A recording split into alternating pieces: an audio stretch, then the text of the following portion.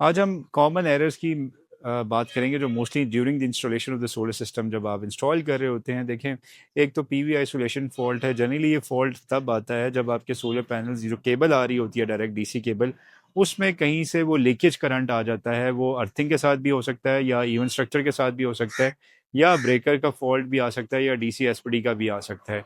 दूसरा, अगर आपका IP21 इन्वर्टर है और उसमें आपने मींस पैनल्स की ज़्यादा रेटिंग लगाई हुई है, तो एक और, या आप उस पर लोड ज़्यादा डालते हैं, तो मोस्टली गर्मियों में एक ओटी का एरर होता है। मोस्टली ये वोल्ट्रॉनिक इन्वर्टर्स में आता है, उसको बोलते हैं ओवर टेम्परेचर का एरर।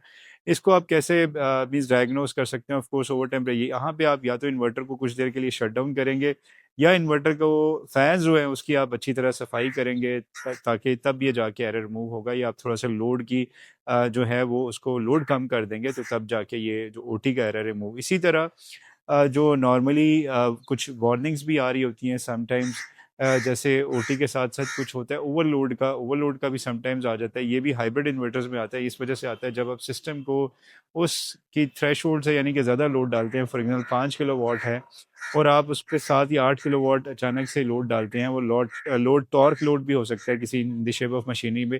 तो तब भी इन्वर्टर आपके एक दो कुछ सेकंड्स के लिए तो बीप देता रहेगा, लेकिन जब आप मुसलसल लोड डालेंगे तो ओवरलोड का आएगा। इसी तरह जो मोस्टली कॉमन एरर्स आजकल आ रहे हैं वो वोल्टेज का भी आता है, यानी कि वोल्टेज आउट ऑफ रेंज, या एसी वोल्टेज का करंट का भी इशू आ रहा होता है। ये जनरली एरर तब आता है जब आपके ट्रांसफार्मर से वोल्टेजेस ज़्यादा आ रहे होते हैं।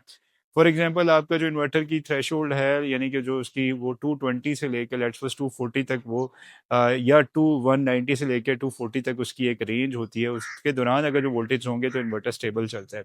अगर इस रेंज से ज़्यादा वोल्टेजेस आएंगे तो इन्वर्टर एबनॉर्मल हो जाएगा, इन्वर्टर की प्रोडक्शन नहीं होगी, पैनल्स की प्रोडक्शन नहीं होगी, जिसकी वजह से आपको या तो कुछ देर वेट करना पड़ेगा, या इन्वर्टर की जाके सेटिंग्स के आपको वो थ्रेश होल्ड उसकी इंक्रीज करना पड़ेगी, जितनी आपके कुछ एरियाज में, इवन जहाँ पे हम हैं यहाँ पे 270 तक भी चला जाता है। तो खैर ये बहुत ज़्यादा वोल्टेज है, कोशिश करें 260 तक ही आप रेंज में रखें, क्योंकि इससे ज़्यादा है तो फिर आपके जो अप्लाइंसेस हैं उनको भी नुकसान हो सकता है। इसके साथ-साथ वोल्टेजेस के साथ एक और जो एरर आ रहा होता है बाज़-औक़ात फर्मवेयर्स के भी, अगर जो आपके बहुत ज़्यादा ओल्ड फर्मवेयर हो, जो मोस्टली अभी इन्वर्टर्स में आना शुरू हो गए, जो नए इन्वर्टर्स आ रहे हैं उसकी फर्मवेयर्स भी with the passage of time updates हो रही होती हैं।